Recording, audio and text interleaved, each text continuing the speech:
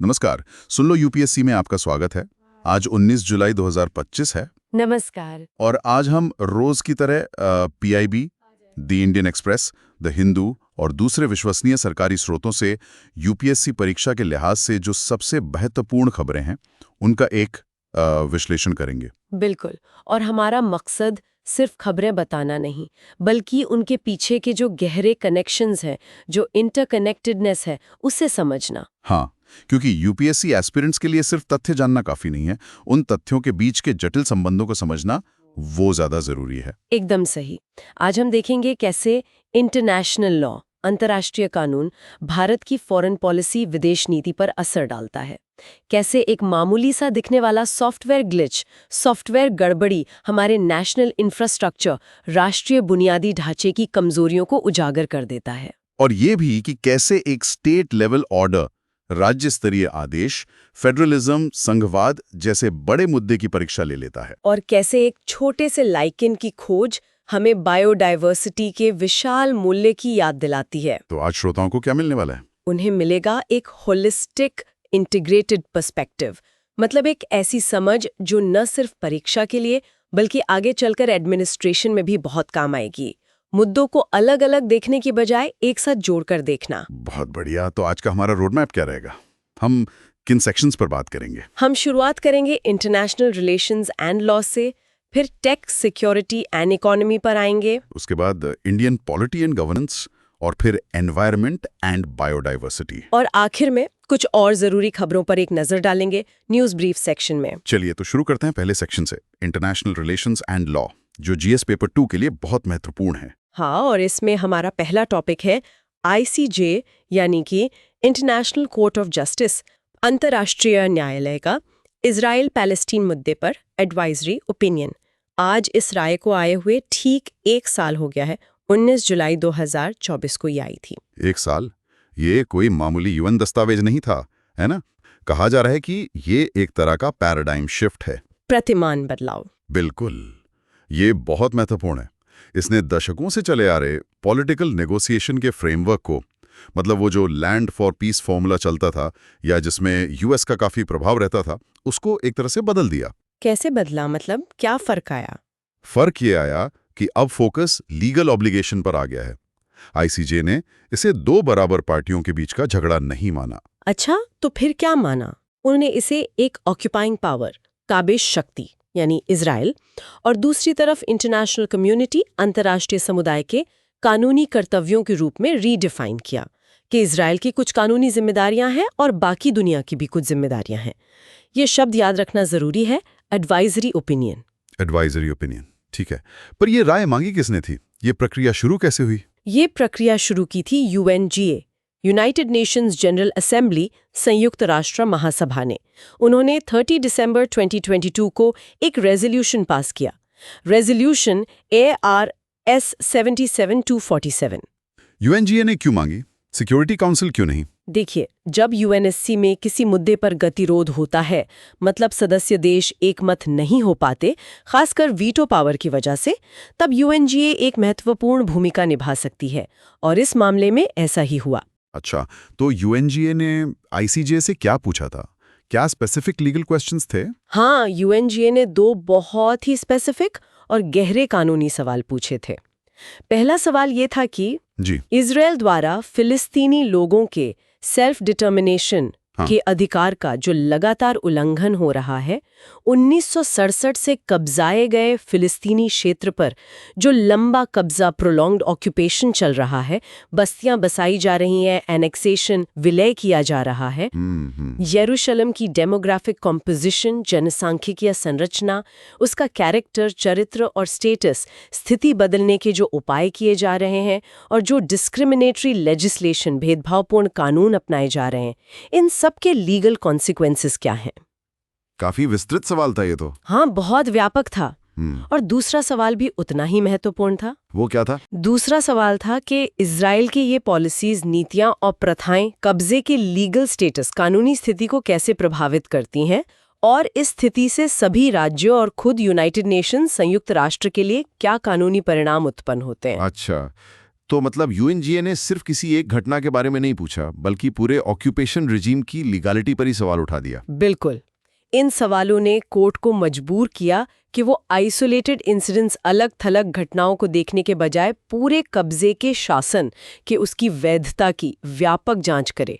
ये ध्यान रखना जरूरी है, ये यूएन जनरल असेंबली यूएनजीए संयुक्त राष्ट्र महासभा ने पूछा था। ठीक है, तो इन सवालों के जवाब में आईसीजे ने क्या पाया? उनके की लीगल फाइंडिंग्स क्या थे जो 19 जुलाई 2024 को आए? देखिए, इसमें कई महत्वपूर्ण बातें हैं। सबसे पहली और शायद सबसे गहरी फाइंडिंग थी unlawful presence and transformation of occupation, अवैध उपस्थिति और कब्जे का परिवर्तन के बारे में। अनलॉफुल प्रेजेंस मतलब अवैध उपस्थिति। हाँ, कोर्ट ने कहा कि ओपीटी, ऑक्यूपाइड पैलेस्टाइनियन टेरिटरी, कब्जे वाले फिलिस्तीनी क्षेत्र में इजराइल की उपस्थिति अब अनलॉफुल हो गई है। लेकिन कब्जा तो पहले से था, 1967 से, तो अब अवैध कैसे हो गया? देखिए, आमतौर पर इंटरनेशनल ह्यूमैनिटेरियन लॉ IHL कब्जे को एक अस्थायी स्थिति मानता है, टेम्पररी। लेकिन आईसीजे ने पाया कि कब्जे की जो लंबी अवधि है, इसका प्रोलॉन्ग्ड नेचर है और इजराइल की जो एनेक्सेशन, विलय और परमानेंट कंट्रोल, स्थायी नियंत्रण की नीतियां हैं, उन्होंने IHL की जो मौलिक सिद्धांत है उनका उल्लंघन किया है। खास तौर पर फिलिस्तीनी लोगों के सेल्फ डिटर्मिनेशन, आत्मनिर्णय के अधिकार में बाधा डालकर ये कब्जा एक लगातार जारी रहने वाला इंटरनेशनली रॉन्गफुल एक्ट बन गया है। इसलिए अब ये अवैध है। ये इंटरनेशनल ह्यूमैनिटेरियन लॉ का एक अहम पहलू है। समझ गया, मतलब कब्जे का चरित्र ही बदल गया है, अस्थायी से स्थायी और अवैध। और सेल्फ डिटर्मिनेशन, आत्मनिर्णय के बारे में क्या कहा?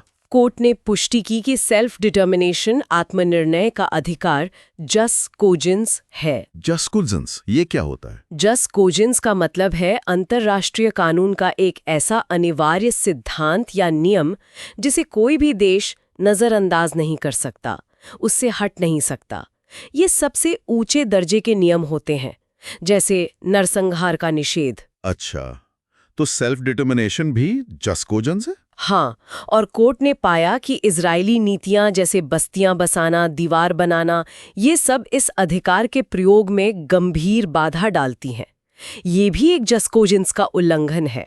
और रेशियल डिस्क्रिमिनेशन के बारे में? कोर्ट ने पाया कि इजराइल के कुछ कानून और उपाय CERD, international convention on the elimination of all forms of racial discrimination, नस्लीय भेदभाव के सभी रूपों के उन्मूलन पर अंतर्राष्ट्रीय सम्मेलन के आर्टिकल 3 का उल्लंघन करते हैं।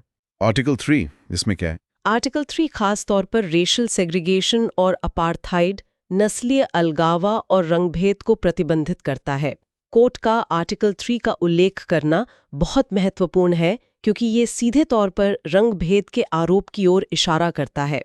बाप रे, ये तो बहुत गंभीर फाइंडिंग्स है। तो अब इन फाइंडिंग्स के आधार पर इजराइल पर क्या ऑब्लिगेशंस डाले गए हैं? ऑब्लिगेशंस बहुत स्पष्ट हैं और नॉन नेगोशिएबल हैं, मतलब इन पर कोई सौदेबाजी नहीं हो सकती। पहला, कब्जे को जितनी जल्दी हो सके एज रैपिडली एज पॉसिबल समाप्त करना होगा। जितनी जल्दी हो सके, कोई समय सीमा दी? कोर्ट ने एग्जैक्ट समय सीमा नहीं दी, लेकिन एज रैपिडली एज पॉसिबल का मतलब है इसमें और देरी नहीं होनी चाहिए। दूसरा, नई बस्ती गतिविधियां तुरंत रोकनी होंगी और जो सेटलर्स बसने वाले पहले से हैं उन्हें हटाना होगा। सभी सेटलर्स को? हाँ, सभी को। और तीसरा, रेपरेशंस, क्षतिपूर्ति प्रदान करनी होगी। रेपरेशंस किस तरह की? इसमें 3 चीजें शामिल हैं। रेस्टिट्यूशन यानी जमीन या संपत्ति की वापसी, कॉम्पनसेशन यानी भौतिक या नैतिक क्षति के लिए मुआवजा, और सैटिस्फैक्शन जिसमें भविष्य में ऐसा न होने की गारंटी भी शामिल है। ये रेपरेशंस का कॉन्सेप्ट बहुत महत्वपूर्ण है। ये तो इजराइल के दायित्व हुए।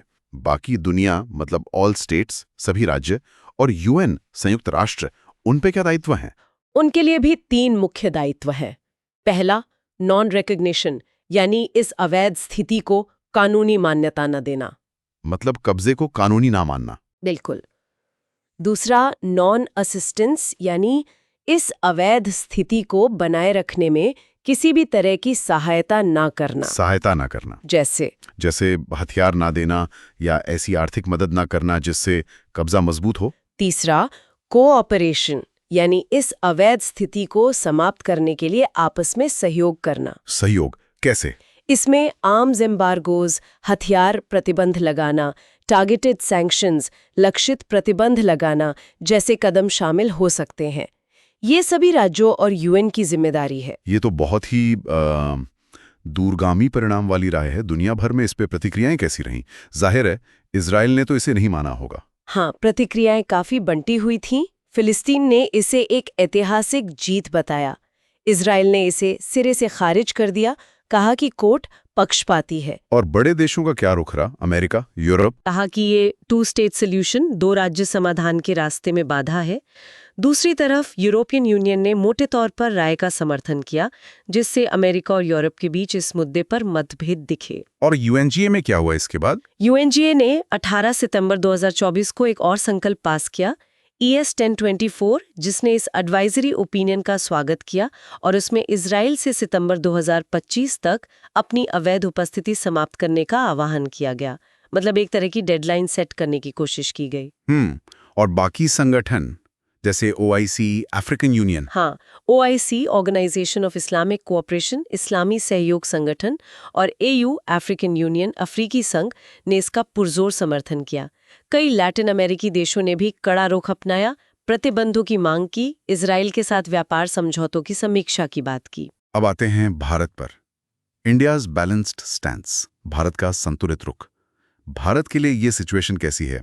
एक तरफ फिलिस्तीन का ऐतिहासिक समर्थन, दूसरी तरफ इजराइल के साथ बढ़ती स्ट्रेटेजिक पार्टनरशिप, रणनीतिक साझेदारी। ये भारत के लिए एक बहुत बड़ी विदेश नीति चुनौती है। जैसा आपने कहा, एक तरफ फिलिस्तीन मुद्दे के प्रति हमारा पारंपरिक समर्थन रहा है, दूसरी तरफ पिछले कुछ दशकों में खासकर रक्षा, साइबर सुरक्षा, कृषि, जल प्रौद्योगिकी जैसे क्षेत्रों में इजराइल के साथ हमारी स्ट्रेटेजिक पार्टनरशिप बहुत मजबूत हुई है। तो भारत का आधिकारिक रुख क्या है इस एडवाइजरी ओपिनियन पर? भारत ने एक तरह से एम्बिगुअस ऑफिशियल पोजीशन अपनाई है, जो उसकी स्ट्रेटेजिक ऑटोनॉमी यानी रणनीतिक स्वायत्तता की नीति के अनुरूप है। भारत सार्वजनिक रूप से कहता है कि वो डायरेक्ट नेगोशिएशंस के जरिए 2 स्टेट सॉल्यूशन का समर्थन करता है। अच्छा, मतलब ICJ के कानूनी निष्कर्षों पर सीधा रुख अपनाने से बच रहा है। हाँ, बिल्कुल। भारत सीधे तौर पर ना तो राय का समर्थन कर रहा है, ना ही विरोध।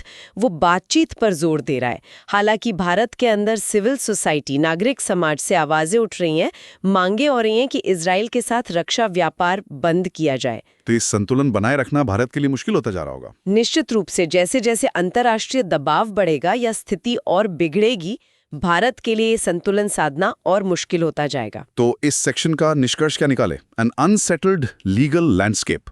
हाँ, निष्कर्ष यही है कि एडवाइजरी ओपिनियंस कानूनी रूप से नॉन बाइंडिंग जरूर होती हैं, लेकिन वो मौजूदा अंतर्राष्ट्रीय कानून की एक अथॉरिटेटिव डिक्लेरेशन होती हैं। ICJ ने कानून को स्पष्ट कर दिया है, कब्जे को अवैध घोषित कर दिया है और बातचीत से दायित्व की ओर एक शिफ्ट ला दिया है। बिल्कुल। पॉलिटिकल बाधाएं अभी भी हैं, जैसे UNSC में गतिरोध, लेकिन ये राय अब फिलिस्तीन और उसके समर्थकों के हाथ में एक शक्तिशाली लीगल टूल, कानूनी उपकरण है। भविष्य में इसका असर दिखना तय है। ठीक है, तो इस सेक्शन से प्रीलिम्स के लिए क्या मुख्य बिंदु ध्यान में रखने चाहिए? कुछ की टर्म्स और कॉन्सेप्ट जरूर याद रखें। ICJ advisory opinion, jus cogens, UNGA resolution RES 77247, 4th Geneva convention का आर्टिकल 49, जो कब्जे वाले इलाके में आबादी के ट्रांसफर को रोकता है, और की बॉडीज जैसे ICJ, UNGA और UNSC। और मेंस के लिए इससे जुड़ा एक अभ्यास प्रश्न भी देख लेते हैं। प्रश्न है, अंतर्राष्ट्रीय न्यायालय ICJ की हालिया सलाहकार राय ने इजराइल फिलिस्तीन संघर्ष के प्रति कानूनी दृष्टिकोण को कैसे नया रूप दिया है? भारत की विदेश नीति के लिए इसके क्या निहितार्थ हैं, खासकर इसके पारंपरिक रुख और इजराइल के साथ बढ़ते रणनीतिक संबंधों को देखते हुए? ये एक बहुत अच्छा प्रश्न है, जो इस मुद्दे के कानूनी और भू राजनीतिक दोनों पहलुओं को समेटता है। चलिए अब सेक्शन 2 पर आते हैं, टैक्स, सिक्योरिटी एंड इकोनॉमी, जो GS पेपर 3 का हिस्सा है। हाँ, और यहाँ हम बात करेंगे 2024 के IT ब्लैकआउट की। ठीक एक साल पहले 19 जुलाई 2024 को crowd strike global IT outage हुआ था। ओहो हाँ, वो तो बहुत बड़ी घटना थी। दुनिया भर में कंप्यूटर ठप पड़ गए थे। तो एक साल बाद हम इस घटना से क्या सीख सकते हैं? ये एक साल हमें एक गंभीर चेतावनी की याद दिलाता है। ये दिखाता है कि हम अपनी डिजिटल निर्भरता के कारण कितने असुरक्षित हैं। ये सप्लाई चेन फ्रेजिलिटी और ख़ास तौर पर डिजिटल मोनोकल्चर के सिस्टमैटिक रिस्क्स को उजागर करता है। ये तकनीकी विफलता हुई कैसी थी? जरा विस्तार से बताएं। क्राउड स्ट्राइक क्या है और गड़बड़ी क्या हुई थी? क्राउड स्ट्राइक एक बहुत बड़ी साइबर सिक्योरिटी कंपनी है। उनका एक प्रोडक्ट है फैल्कन सेंसर, जो and point detection and response EDR के लिए इस्तेमाल होता है। मतलब कंपनियों के कंप्यूटर्स और सर्विस को मैलवेयर वगैरह से बचाता है। And point detection and response, EDR, ठीक है। हुआ ये कि क्राउड स्ट्राइक ने एक नया अपडेट फाइल रिलीज किया जिसका नाम था चैनल फाइल 291। इस अपडेट में एक बग था, एक खामी थी। और ये खामी इतनी खतरनाक क्यों साबित हुई? क्योंकि ये फैल्कन सेंसर सॉफ्टवेयर सिस्टम के बिल्कुल कोर में कर्नल लेवल पर चलता है। इसे रिंग जीरो प्रिविलेज कहते हैं। मतलब इसके पास सिस्टम पर लगभग पूरा कंट्रोल होता है। कर्नल रिंग जीरो मतलब सबसे गहरा एक्सेस। हाँ। तो जब ये दोषपूर्ण अपडेट उन सिस्टम्स पर पहुंचा जहां विंडोज ऑपरेटिंग सिस्टम चल रहा था, इसने एक इनवैलिड पेज फॉल्ट पैदा किया। आसान भाषा में कहें तो मेमोरी मैनेजमेंट में गड़बड़ हो गई। और उसका नतीजा हुआ BSOD, blue screen of death. Computer crash हो गया। और इससे भी बुरा ये हुआ कि कंप्यूटर अपने आप रीस्टार्ट होने की कोशिश करता, लेकिन फिर से वही गड़बड़ी होती और फिर BSOD आ जाता। ये एक बूट लूप बन गया। कंप्यूटर स्टार्ट ही नहीं हो पा रहा था। बाप रे!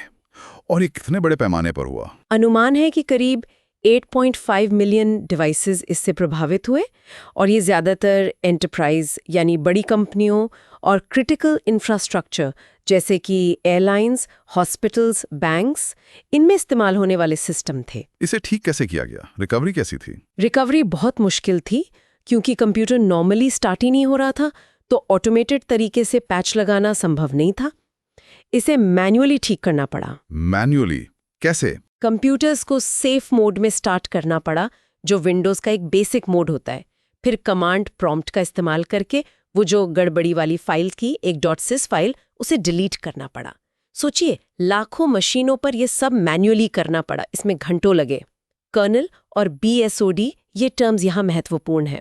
ये तो भयंकर स्थिति थी। आपने डिजिटल मोनोकल्चर के खतरे का जिक्र किया, इसका क्या मतलब है? मोनोकल्चर शब्द बायोलॉजी से आया है।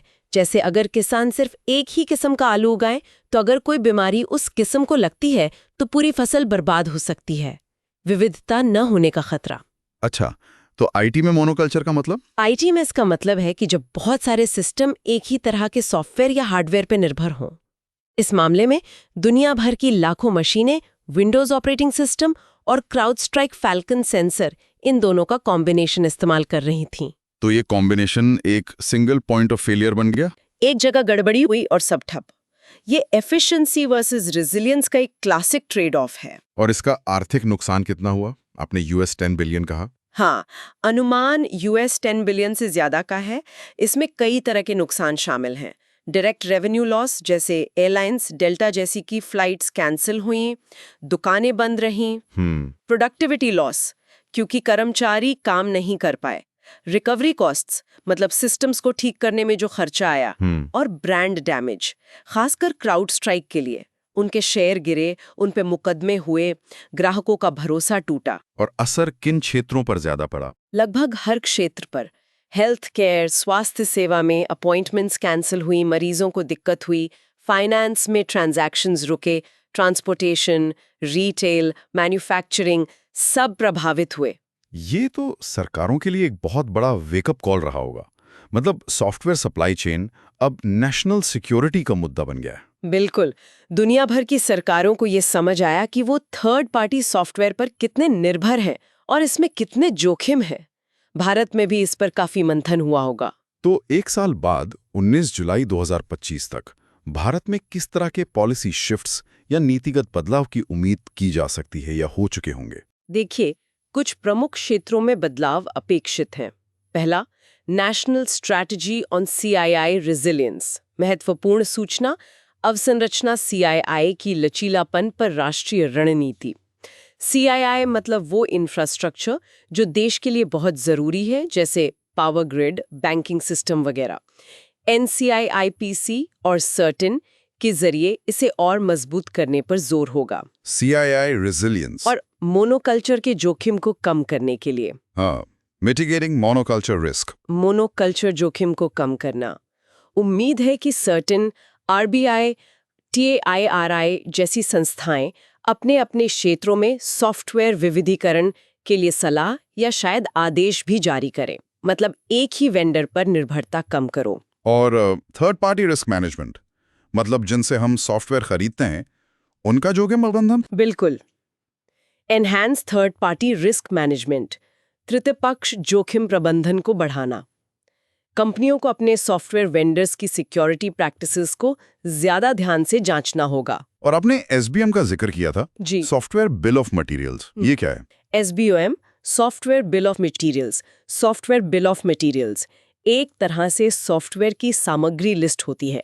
जैसे खाने के पैकेट पर लिखा होता है कि उसमें क्या क्या इंग्रेडिएंट्स हैं, वैसे ही SBOM बताता है कि एक सॉफ्टवेयर किन किन कंपोनेंट्स, लाइब्रेरीज और मॉड्यूल से मिलकर बना है। इससे क्या फायदा होगा? इससे सॉफ्टवेयर सप्लाई चेन में ट्रांसपेरेंसी आती है।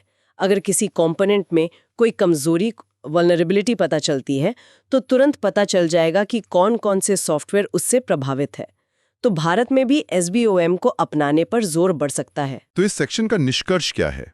Lessons from a blue screen. निष्कर्ष ये है कि ये आउटेज डिजिटल युग के लिए एक वाटरशेड मूवमेंट था।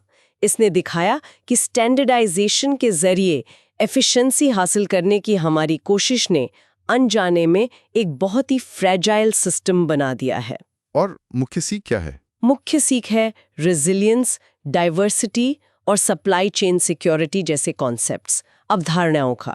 इन्हें अब राष्ट्रीय नीति एजेंडा, नेशनल पॉलिसी एजेंडा में सबसे ऊपर रखना होगा। हमारी इंटरकनेक्टेडनेस हमारी ताकत भी है और कमजोरी भी। ठीक है।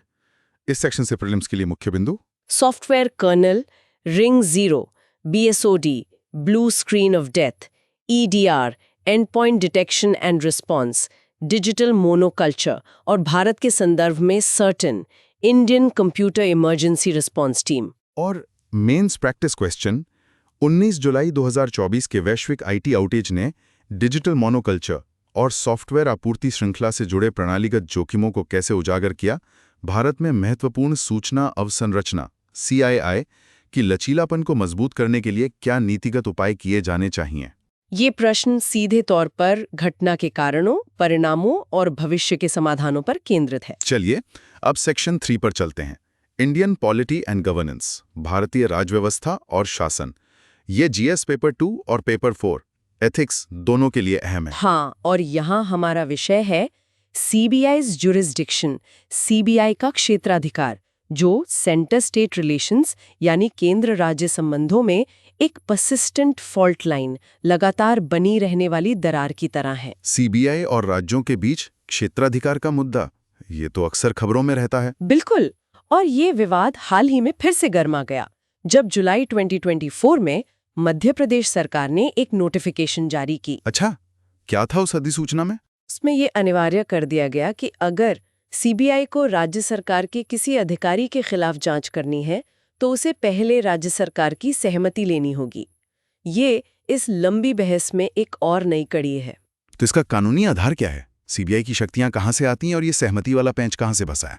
CBI को उसकी कानूनी शक्तियां मिलती हैं DSPA act 1946, Delhi special police establishment act 1946, Delhi विशेष पुलिस प्रतिष्ठान अधिनियम 1946। ये एक्ट वास्तव में दिल्ली पुलिस की एक विशेष शाखा के लिए बनाया गया था, जिससे बाद में CBI विकसित हुई। DSPA एक्ट 1946, ठीक है। इसमें सहमति का प्रावधान क्या है? इस एक्ट की 2 धाराएं बहुत महत्वपूर्ण है। सेक्शन 5, धारा 5, केंद्र सरकार को ये शक्ति देती है कि वो CBI के जांच के दायरे को दिल्ली से बाहर राज्यों तक बढ़ा सकती है। सेक्शन 5 और सेक्शन 6? सेक्शन 6, धारा 6, ये कहता है कि सेक्शन 5 के तहत मिली शक्ति का इस्तेमाल किसी राज्य में करने के लिए, यानी CBI द्वारा उस राज्य में जांच करने के लिए उस राज्य सरकार की सहमति आवश्यक होगी। यानी राज्य की मर्जी के बिना सीबीआई जांच नहीं कर सकती। सामान्य तौर पर हाँ, ऐसा इसलिए है क्योंकि संविधान के तहत पुलिस स्टेट लिस्ट राज्य सूची का विषय है। तो सेक्शन 6 एक तरह से राज्यों के इस अधिकार को मान्यता देता है। ये डीएसपी एक्ट का सेक्शन 6 है जो सबसे ज्यादा विवाद का कारण बनता है। तो ये जनरल कंसेंट और स्पेसिफिक कंसेंट क्या होता है? कई राज्य सरकारें सीबीआई को एक जनरल कंसेंट दे देती हैं।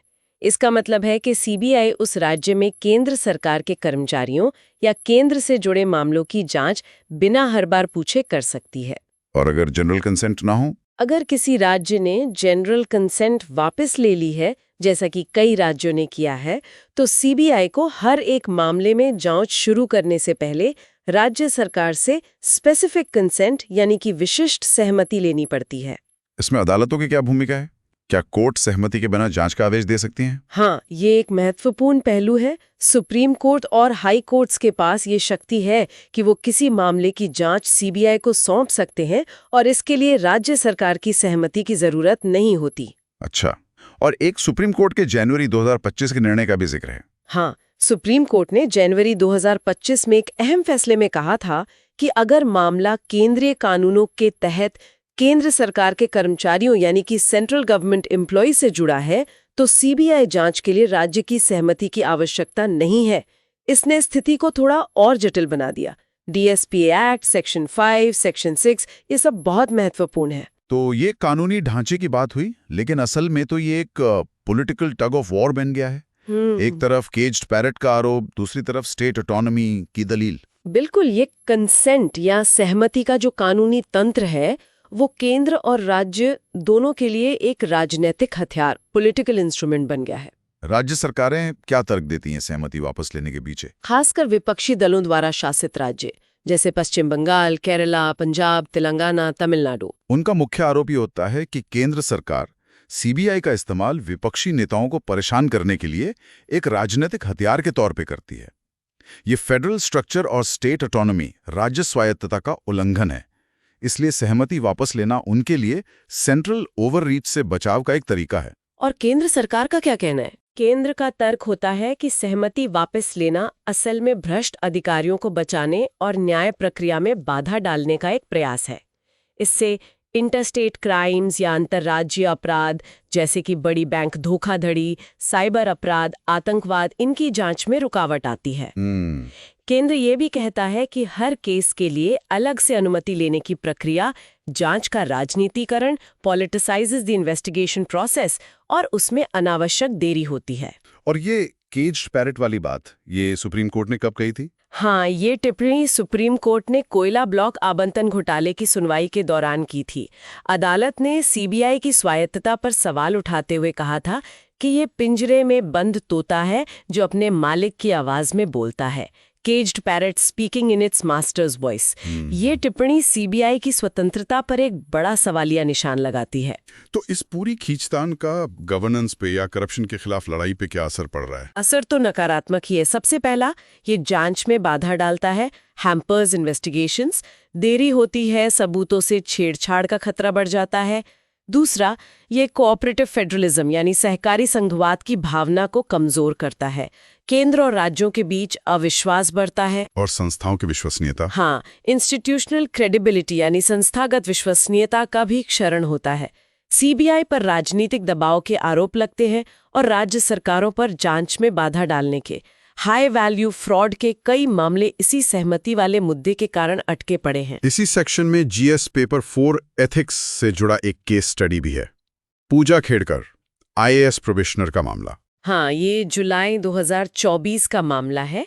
यूपीएससी ने एक आईएएस प्रोबेशनर, आईएएस परिवीक्षाधीन पूजा खेड़कर के खिलाफ एफआईआर दर्ज की। आरोप था कि उन्होंने अपनी पहचान गढ़कर फैब्रिकेटिंग आइडेंटिटी और ओबीसी अदर बैकवर्ड क्लासेस और PWD persons with benchmark disabilities कोटे का दुरुपयोग करके सिविल सेवा परीक्षा में अतिरिक्त प्रयास हासिल किए। तो इसमें एथिकल इश्यूज क्या-क्या शामिल हैं? इसमें कई गंभीर नैतिक मुद्दे हैं। सबसे पहला, इंटेग्रिटी, अखंडता और हॉनेस्टी, ईमानदारी की कमी। जानबूझकर डिसऑनेस्टी, बेईमानी और डिसीट, धोखा का इस्तेमाल करना। और कोटे का दुरुपयोग? हाँ, एफर्मेटिव एक्शन, सकारात्मक कार्रवाई के प्रावधानों का दुरुपयोग। ये नीतियां सामाजिक न्याय के लिए बनाई गई हैं। उनका गलत फायदा उठाना पूरे सिस्टम को कमजोर करता है। और एक सिविल सेवक के लिए ये कितना गंभीर है? बहुत गंभीर।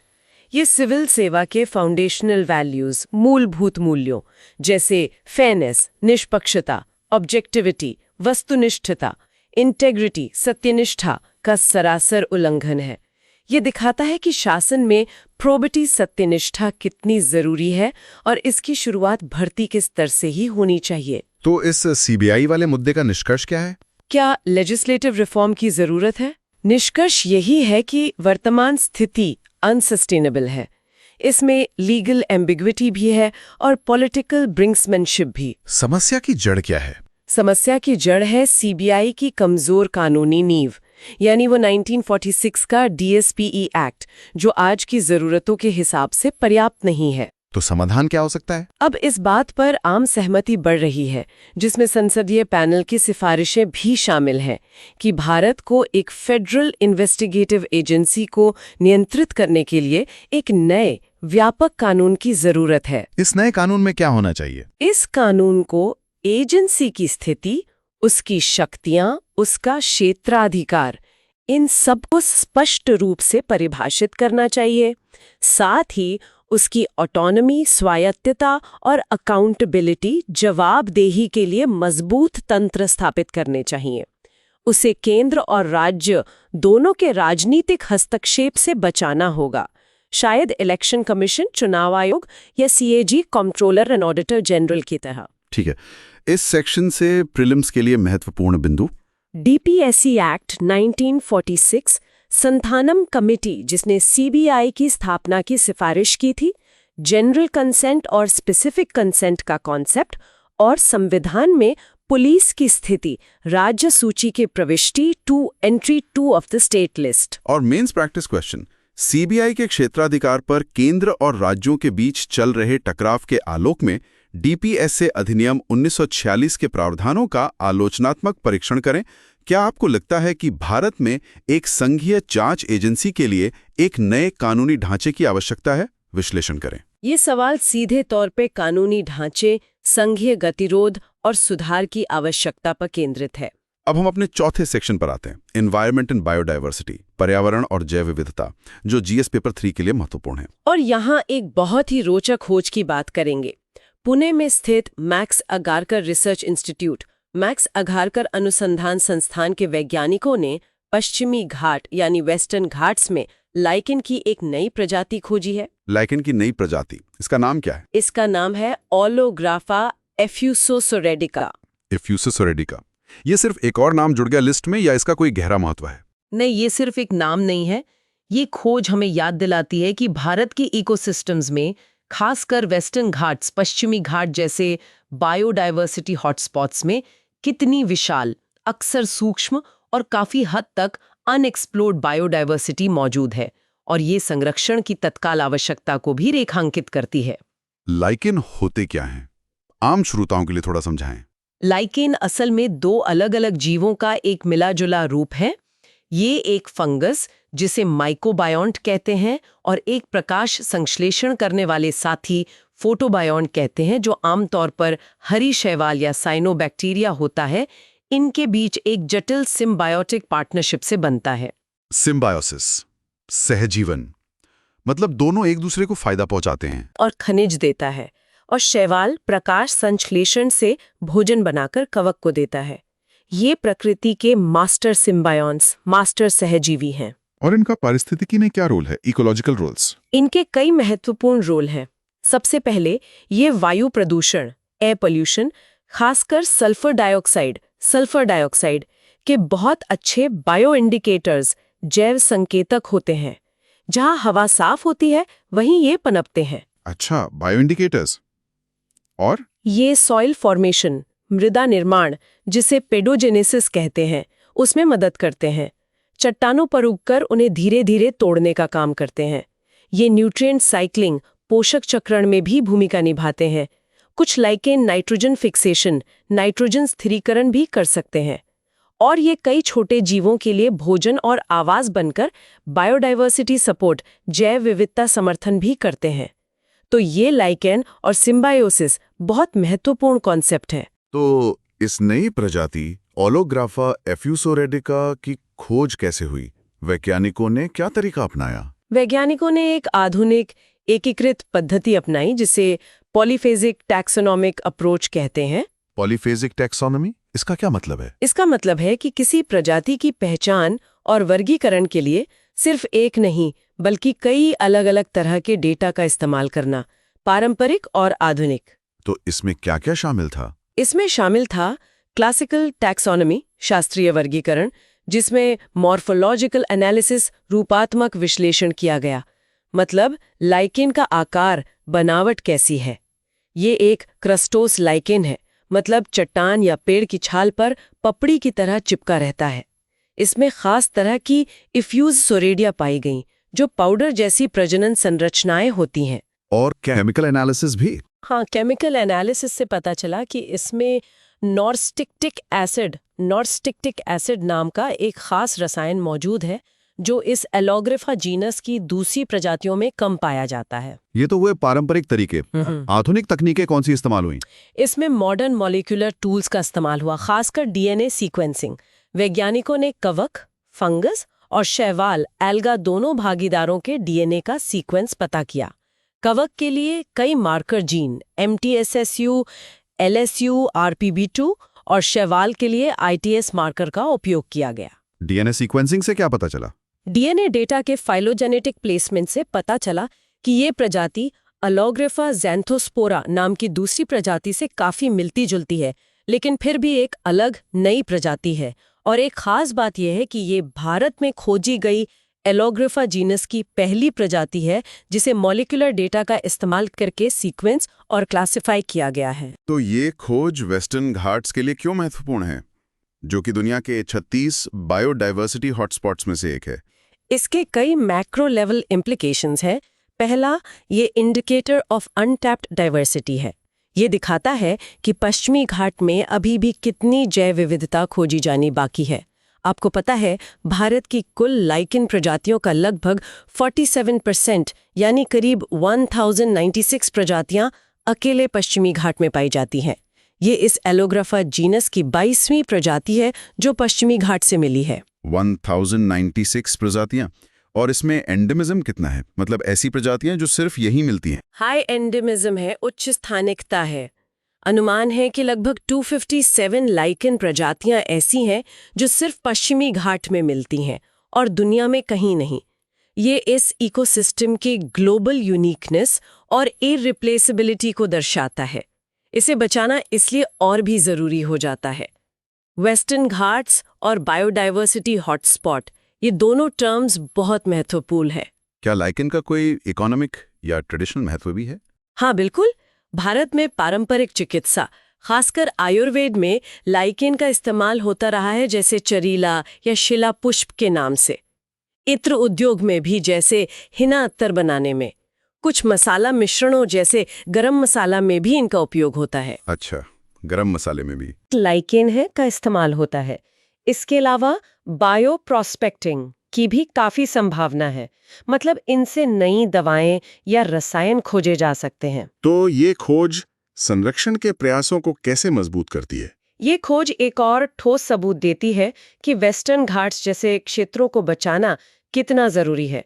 ये क्षेत्र वनों की कटाई, डिफॉरेस्टेशन, खनन, माइनिंग, शहरीकरण, अर्बनाइजेशन और जलवायु परिवर्तन, क्लाइमेट चेंज जैसे खतरों का सामना कर रहे हैं। ऐसी खोजें मजबूत संरक्षण नीतियों के लिए वैज्ञानिक आधार प्रदान करती हैं। तो इस सेक्शन का निष्कर्ष क्या निकालें? From a tiny lichen to a grand conservation strategy. निष्कर्ष यही है कि एक सूक्ष्म खोज के भी व्यापक निहितार्थ हो सकते हैं। ये दिखाता है कि टैक्सोनॉमी, वर्गीकरण विज्ञान जैसे बुनियादी वैज्ञानिक अनुसंधान में निवेश करना कितना महत्वपूर्ण है। जो पॉलीफेजिक अप्रोच इस्तेमाल किया गया, वो टैक्सोनोमिक डेफिसिट यानी हमारी जैव विविधता को जानने और समझने में जो कमी है, उसे दूर करने का एक मॉडल हो सकता है। और हर नई खोज एक रिमाइंडर है। हाँ, हर खोज एक शक्तिशाली अनुस्मारक है कि अगर हमने ध्यान नहीं दिया तो हम क्या खो सकते हैं।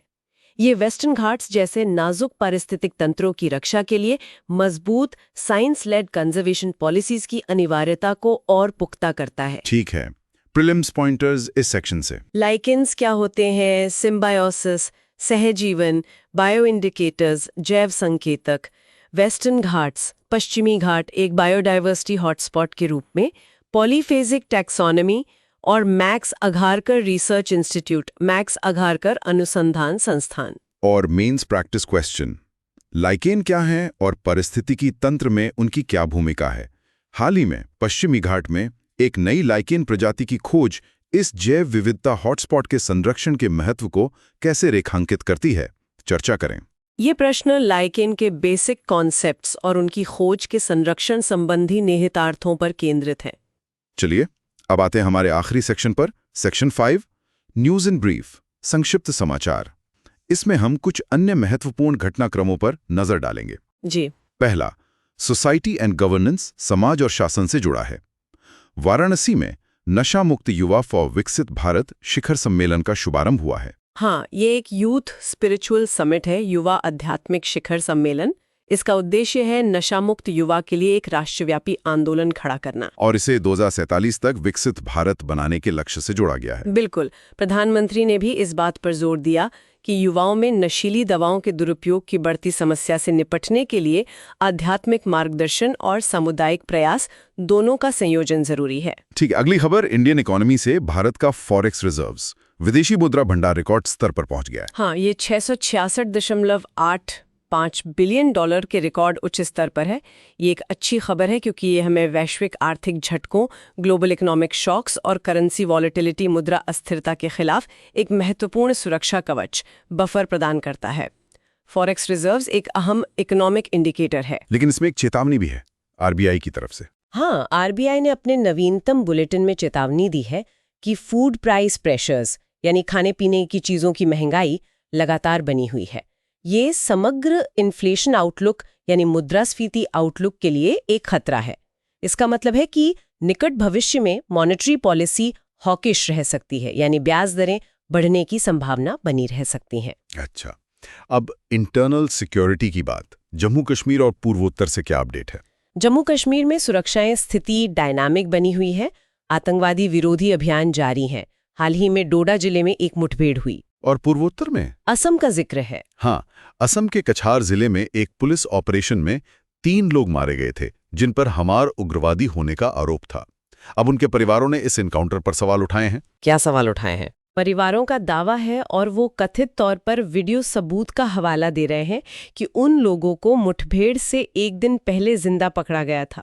उन्होंने इस मामले की जांच की मांग की है। ये मानवाधिकार और पुलिस कार्रवाई की जवाबदेही से जुड़े गंभीर सवाल खड़े करता है। और आखिरी खबर इंटरनेशनल अंतर्राष्ट्रीय क्षेत्र से। भारत के पड़ोस में क्या चल रहा है? भारत बांग्लादेश के हालात पर करीब से नजर बनाए हुए हैं। वहां सरकारी नौकरियों में कोटा सिस्टम के खिलाफ बड़े पैमाने पर छात्र नेतृत्व वाले विरोध प्रदर्शन चल रहे हैं। हाँ, ये काफी हिंसक भी हुए हैं। जी, हिंसक झड़पें हुई हैं और सरकार ने सख्ती दिखाई है। कर्फ्यू लगाया गया, इंटरनेट बंद किया गया। भारत के विदेश मंत्रालय MEA ने कहा है कि बांग्लादेश में सभी भारतीय नागरिक सुरक्षित हैं और भारतीय उच्चायोग वहां भारतीय समुदाय के संपर्क में है। ये भारत की नेबरहुड फर्स्ट नीति के लिहाज से एक महत्वपूर्ण घटनाक्रम है। बिल्कुल, पड़ोस में स्थिरता भारत के लिए जरूरी है। तो ये थे आज के मुख्य विश्लेषण। और जैसा हमने शुरू में कहा था, ये सारे मुद्दे कहीं ना कहीं आपस में जुड़े हुए हैं। हाँ, वो इंटरकनेक्टेडनेस वाली थीम। एक बार फिर से उन कनेक्शंस को दोहरा सकते हैं। जरूर। देखिए, ICJ की राय सीधे तौर पर भारत की फॉरेन पॉलिसी यानी कि विदेश नीति और उसके कूटनीतिक संतुलन को प्रभावित करती है।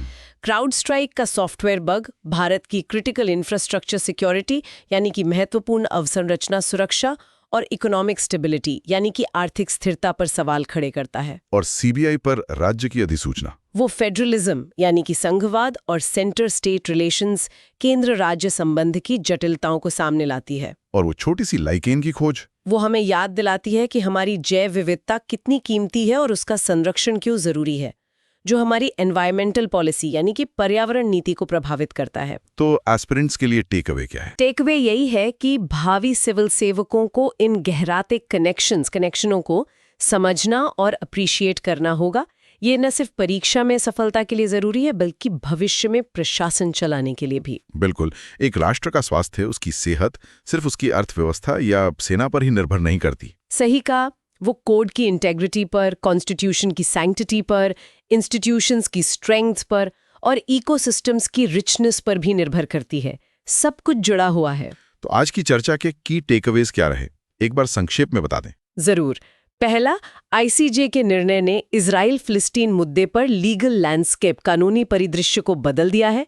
पॉलिटिकल नेगोशिएशन से लीगल ऑब्लिगेशन की ओर शिफ्ट किया है। दूसरा, 2024 के आईटी आउटेज ने डिजिटल मोनोकल्चर और सॉफ्टवेयर सप्लाई चेन के सिस्टेमिक रिस्क्स को उजागर किया, रिजिलियंस और डाइवर्सिफिकेशन की जरूरत बताई।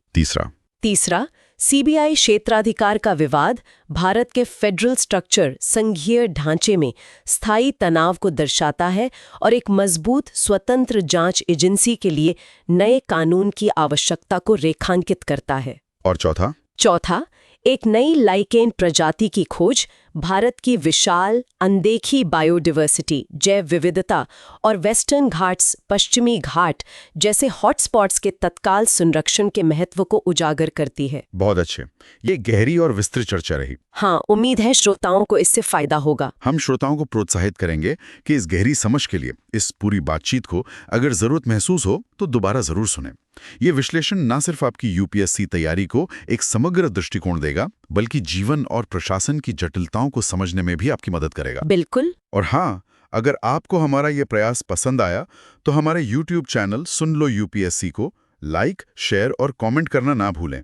और सबसे जरूरी, सब्सक्राइब जरूर करें ताकि आप कोई भी महत्वपूर्ण विश्लेषण मिस न करें। आपका समर्थन हमें बेहतर कंटेंट बनाने के लिए प्रेरित करता है। और अगर आप हमारे काम को और समर्थन करना चाहते हैं तो आप सुपर थैंक्स के जरिए भी अपना योगदान दे सकते हैं। इससे हमें इस चैनल को लंबे समय तक चलाने में मदद मिलेगी। आप सभी का सुनने के लिए बहुत बहुत धन्यवाद। धन्यवाद। मिलते हैं अगले विश्लेषण में।